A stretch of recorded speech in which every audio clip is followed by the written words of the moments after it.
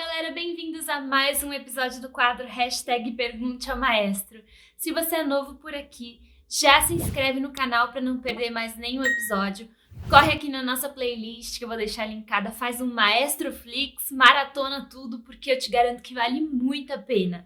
Tem muito conteúdo e muita dúvida já respondida que vão te ajudar nos seus estudos de canto, tá bom? Se você tá aqui com a gente já acompanhando faz um tempo, já vai deixando aquele joinha para nos ajudar no canal. Se você é novo também, por que não, né? Compartilha nas suas redes sociais com seus amigos para mais pessoas virem fazer parte desse quadro junto com a gente. E vem comigo, hashtag Pergunte ao Maestro. Maestro, eu vi no seu site que você tem mais de 20 prêmios internacionais e nacionais. Você poderia falar sobre a experiência e qual te marcou mais e por quê? Essa é uma fase da minha vida que eu amo muito. Vocês viram que linda a flor que eu ganhei da Sami? Olha que linda essa flor. De Dia dos Pais, tá? Obrigado, viu, Sami? Essa experiência, pra mim, eu era muito menino e já era maestro, e foi muito bom pra mim, porque foi uma experiência não só como maestro, sabe? Como professor de canto, como maestro e como produtor. Eu ainda não tinha o Fábio comigo, não tinha a Paula Capovilla também me produzindo, então eu fazia tudo sozinho. Então, a gente viajava com 60, 70, 80 pessoas para a Europa, eu fazia todos os check-ins, eu fazia absolutamente tudo. E é óbvio que tinha uma diretoria que trabalhava comigo, que era maravilhosa também, mas eu gostava de pôr a mão na massa e fazer e ver que estava tudo certo mesmo, sabe? E a gente fez assim, muitas viagens e concursos. E ganhar concurso na Europa é uma coisa muito surreal, assim, porque a gente compete com coros que tem uma tradição coral muito grande, né? Um prêmio que eu ganhei na República Tcheca, assim, competindo com corais que tinham uma tradição realmente de música coral e a gente competindo com música brasileira, sabe? Foi muito bacana. Mas o que mais me marcou foi um concurso que eu fiz na Itália, que era um concurso que tinha duas categorias. A categoria que nós competimos, a categoria litúrgica e a categoria gospel. E eu fui com o coro feminino e o coro masculino de Brasília. E nós ganhamos 9 prêmios nesse concurso. Inclusive 2 prêmios que nós não imaginávamos que nós íamos ganhar. Eu ganhei um solo, eu ganhei um prêmio de novo. Eu ganhei um prêmio de melhor solista gospel. O maestro ganhou, sabe? Foi esquisito, porque eu cantei no coro masculino um solo, Deep River, fazendo high belting, fazendo half belting nos agudos e fili di voce sobre agudos. Então eu ganhei um prêmio de melhor solista. E a Esther Elias ganhou um prêmio de melhor solista feminina. E nós ganhamos melhor coro masculino do concurso, ganhamos primeiro lugar na categoria litúrgica com obras minhas, com a minha missa. Foi muito legal. Uma coisa engraçada foi que na premiação eles davam os prêmios, eram umas coisas gigantes, assim, pra vocês terem uma ideia, eu ganhei de prêmio nesse concurso um Picasso, uma cópia, né? Mas uma cópia autorizada, vamos dizer assim. Igual aquela, só tinha 80 no mundo, sabe assim? Mas era tudo muito grande, assim. E aí, quando eu ganhei o primeiro prêmio, eu tinha uma assistente, a Vanessa Bertolini, e aí eu ganhei o primeiro prêmio, segurei aquele negócio. Ganhei o segundo, segurei aquele... Aí uma hora eu olhei pra ela e falei, me ajuda aqui, porque eu não tô conseguindo. Se eu ganhar mais prêmio, eu não vou conseguir segurar isso aqui tudo. E aí a gente saiu com aqueles negócios gigantes, assim. Coro pra variar. Cada prêmio que a gente ganhava dava uma gritada, né? Lá na plateia, a gente sabia onde os brasileiros estavam, que era uma gritaria. Mas foi uma experiência muito bacana para mim, porque como cantor foi bom, como regente foi bom, como técnico do coro foi bom, como produtor aprendi muito, o que fazer, o que não fazer. Então, me deu know-how. E esse concurso também foi legal, porque nesse concurso, um olheiro do Vaticano nos viu e viu a minha missa, e aconteceu o jubileu da Igreja Católica, e eles convidaram a gente para cantar para o Papa. Foi aí que eu fui cantar para o Papa, foi nesse concurso. Então, no final do concurso, no final de uma categoria litúrgica, chegou um cara pra gente e falou assim: tudo bem, meu nome é fulano, sou um olheiro do Vaticano, nós gostaríamos de saber se você gostaria de cantar pro Papa. Eu fiquei olhando pra cara dele assim, Papa João Paulo II. Falei, mas nós acabamos de fazer uma viagem internacional, onde a gente vai conseguir dinheiro para viajar de novo, né? E aí ele falou, não se preocupe, vocês vão ter um convite com selo papal, vocês vão conseguir, não se preocupe com isso. É um convite do Papa. E foi o que aconteceu. Nós conseguimos um convite com selo papal, com ele, né, nos convidando, e a gente conseguiu dinheiro para ir de novo, né? Fizemos 2 viagens internacionais. Geralmente a gente fazia de 2 em 2 anos uma viagem, né? O coro feminino e o coro masculino. Mas eu viajei também com o coral da UNB, viajei também com o coral Brasília, na República Tcheca, com vários corais, né? E graças a Deus a gente sempre foi premiado. Então, eu acho que é uma experiência que todo maestro tem que ter, sabe? Porque é uma coroação do seu trabalho e também dos cantores. Eles também se sentem muito coroados com isso, né? Então, se você puder fazer essa viagem no seu coro, faça. Agora não dá, mas quando der, faça. Uma experiência muito boa. Maestro, depois do Ré 4 ainda tem High Belting? Sim, tem. Deixa eu ver aqui. Ó, esse é o Ré 4. Uau! Agora eu posso subir mais. Uau! Mas o que é muito interessante é que também nessa região tem o Half Belting. E se ele é bom, vou cantar os dois. Uau! High Belting. Uau! Half Belting. Você repara que o Half Belting é maior? Então, a partir do Ré, no meu caso, se é maior, por que eu vou fazer High Belting se ele diminui? Não é? Se eu quiser conectar com o resto da voz e é uma passagem rápida, tipo, long notes, tudo bem. Mas se é uma nota sustentada, por que eu vou fazer de borda densa? Então, o Half Belting tem mais potência aí. Então, é melhor. Ele é mais confortável e é mais sonoro. Então, é melhor que eu use Half Belting, tá? Excelente pergunta. Boa noite, maestro. Parabéns pelos seus vídeos. Tenho 2 perguntas. 1. Já ouvi dizer que a colocação da voz no canto lírico é diferente em vozes agudas para as vozes médias e graves. Se isso realmente procede, no teatro musical isso se aplica também ou a colocação da voz seria a mesma para todas as vozes? E 2. Na música In the Middle of the Moment, interpretada por Skylar Astin, no minuto 1:46 aproximadamente, ele utiliza qual registro? Um dia quero fazer aulas com o senhor. Muito obrigado e Deus abençoe. Nossa, Tati, procura essa pessoa. Eu não costumo fazer react, mas você foi tão específico que eu fiquei curioso. Saber o que é que ele canta. Procura aí, Tati, para eu ouvir. Essa pergunta da colocação, eu vou mais longe. Cada voz tem uma colocação. Porque pensa, se você faz uma bula que todas as colocações são iguais, não é que vozes agudas têm colocação diferente. Mas, por exemplo, vou dar um exemplo, eu agora estou com bastante tenores líricos fazendo aula. E quase todos são líricos ligeiros. Claro, né? No Brasil tem bastante tenor lírico ligeiro. Cada um faz as suas high notes de um jeito. Não é igual. E às vezes eu ajusto para que fique melhor para ele. Richard Miller fala no livro dele que tenoríssimos, tenores muito agudos, podem permitir que a laringe até suba um pouco para conseguir brilho. Então, permitir é uma coisa, levantar não, tá? Então significa o quê? Ele tá com o músculo externo-tireoide recrutado e tá segurando, mantendo essa sensação, e aí ele permite que a laringe suba num sobreagudo, por exemplo. Mas nem todos os tenores ligeiros precisam fazer isso.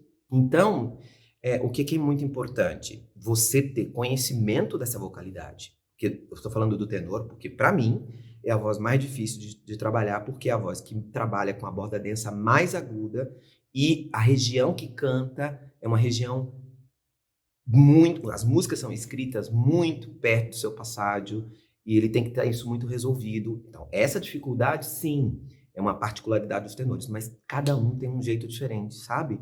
No teatro musical, então, nem se fala, porque aí você vai ter 3 cantoras cantando Fantine, por exemplo, do Lemis, e cada uma usa subregistros completamente diferentes para fazer. E aí você fala, se eu não fizer o registro da original, eu não pego o papel.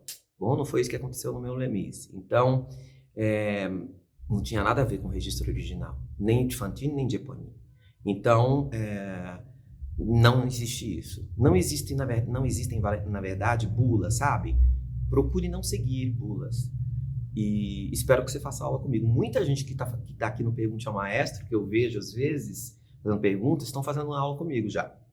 E estão curtindo, que é legal, né? Quer dizer, eles perguntam na aula e no Pergunte ao Maestro, que é muito divertido.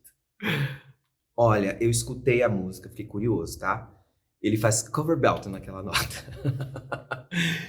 Mas eu não costumo fazer react, tá, gente? Aqui eu fiquei curioso para ouvir uma nota específica, num minuto específico, foi muito legal, tá? A gente vai colocar aqui, tá? Step away, the world's okay, so try to see that far. Maestro, por favor, explique como funciona a compressão no belting fisiologicamente e posso usar em todos os registros? Olha, cuidado com essa palavra, compressão, tá? Porque quando a gente diz que a voz está com compressão, normalmente eu coloquei um compressor na mesa de som, tá? Só que o que acontece quando você coloca o compressor?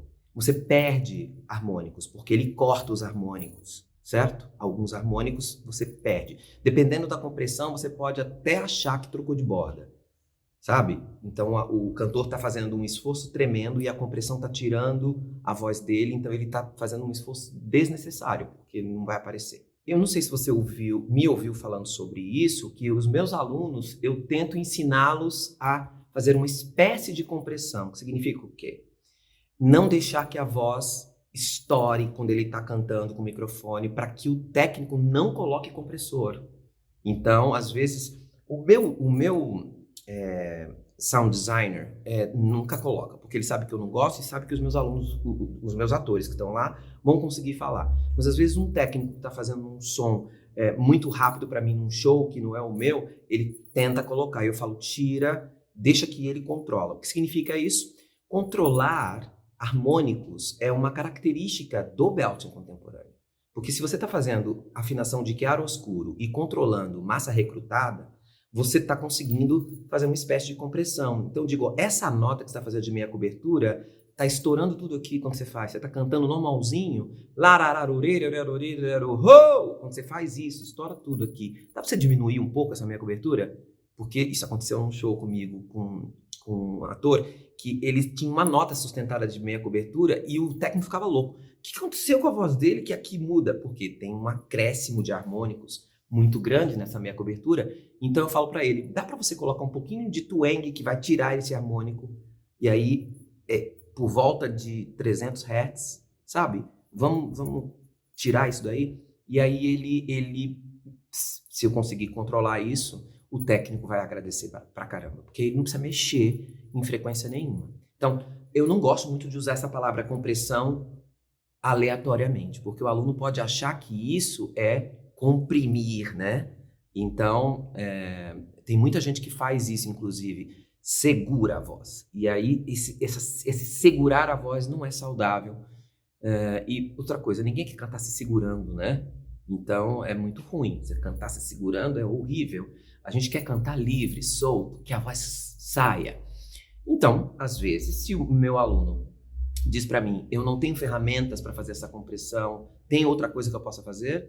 Se ele está com um bastão, por exemplo, tem. Então, muda a posição do bastão que está direcionado para a boca, para baixo, afasto. Tem uma série de coisas que eu posso fazer para que ele não tensione aquela nota, tá? Espero ter respondido. Olá, maestro. O que acontece com a voz que fica mais firme e forte na região do top voice com a vogal U em Ré 4 e mais soprosa no half belting? Se fizer a vogal U e tentar mudar para A ou E, começa a perder a adução. E o que é girar? Obrigada.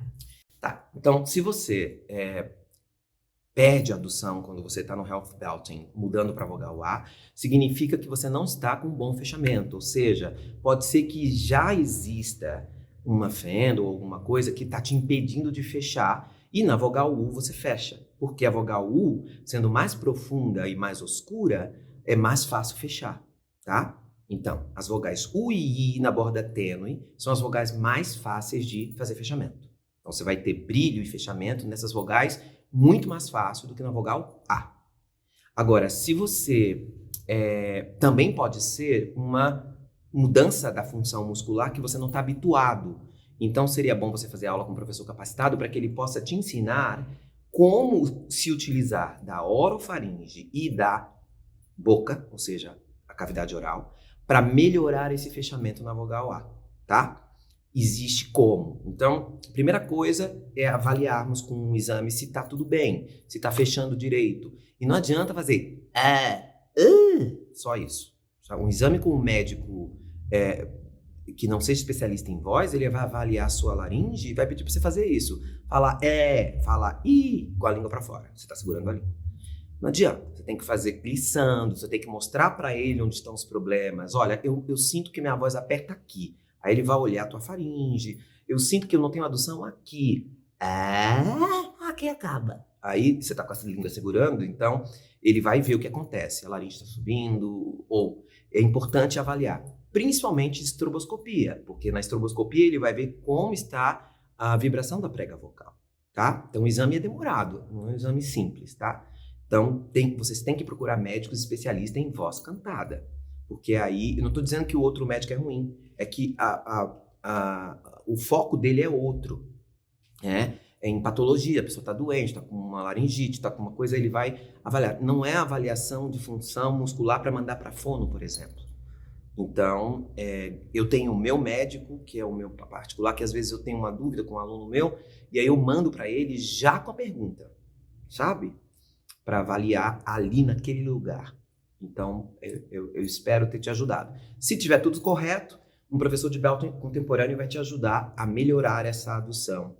Que você tem razão, em U e I vão ser bem melhores do que na vogal A, tá? Maestro, tem outra pergunta também sobre giro, então... Eu esqueci do giro, né? Mas essa também é relacionada a giro.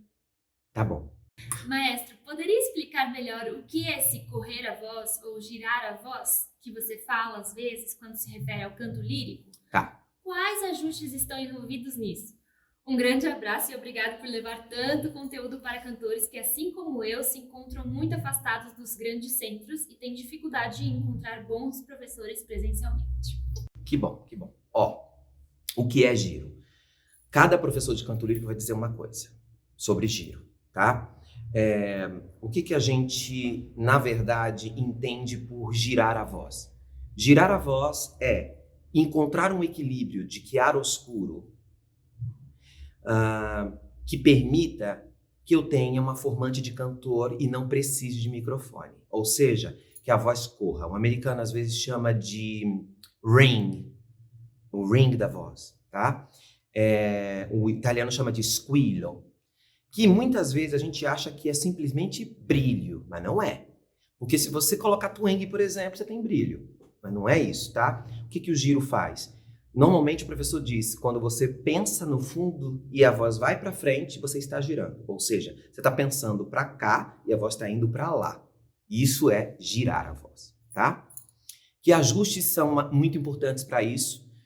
Equilíbrio do chiaroscuro, mas começando com o oscuro, abaixamento da laringe, elevação do palato. Isso vai fazer com que você gire mais a voz, especialmente depois do primo passaggio, tá? Abaixo dele tem outros ajustes, mas acima... E depois do secondo, então, nem se fala, tá? Então é importantíssimo que a gente consiga esse giro, porque ele vai fazer com que a minha voz corra e apareça esse ring da voz,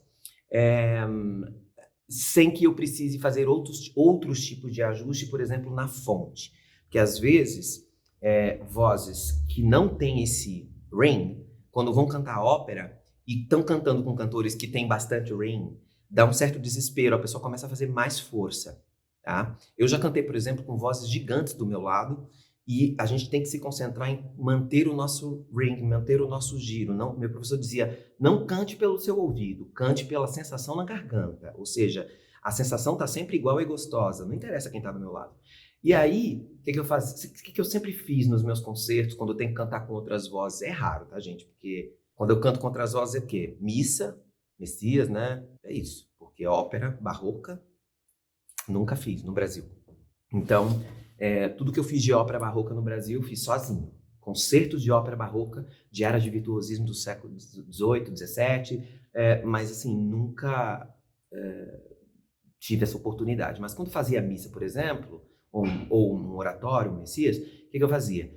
Eu tinha um gravador digital na época, e o que eu fazia? Eu colocava ele num lugar bem longe no final da plateia, para eu ouvir como a minha voz estava correndo com relação aos outros, que tinha esse range grande, né? Um baixo barítono, por exemplo, vai ter uma voz gigante do teu lado, mas a sua corre também. Então é importante que isso é correr a voz, é ter esse... E os teóricos da voz chamam de formante de cantor, que seria o quê? Um cluster de F3, F4 e F5, tá? Sendo bem técnico.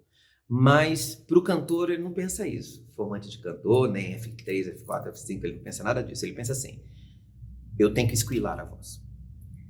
Cuidado para você não confundir esse brilho com somente brilho. Ele vem esquilo porque está girando, ou seja, porque tem oscuro lá dentro. Porque o que acontece também com vozes que tentam esquilar é achatarem a voz para poder ter brilho. E aí achata tudo. E aí aperta a faringe e é ruim. Então, não tem coisa mais gostosa do que você ouvir uma voz esquilando com o que eu chamo de metal oscuro, que é um metal escuro, é lindo, é uma coisa absurda. Um soprano é lindo, um tenor é lindo, um barítono é lindo. Você escuta aquela voz robusta, redonda, rotonda, como diz o italiano, mas com um squillo, tá? Isso é difícil de conseguir, por isso que o cantor lírico demora tanto tempo estudando, porque ele tem que ir construindo esses ajustes e buscando e sentindo a vibração, uma própria percepção, é bem complicado. Mas hoje em dia, com a pedagogia vocal tão adiantada, os cantores líricos estão chegando mais rápido nesse ponto, tá? E existem escolas de canto lírico que só pegam um cantor se ele já tiver um certo ring. Então, se você não tem, ele diz, você não nasceu para ópera. E aí, vai fazer pintura em porcelana. Existe isso. Então, é bem duro. Então, espero ter te respondido. Não é uma coisa fácil de conseguir, precisamos de professor para isso, tá bom?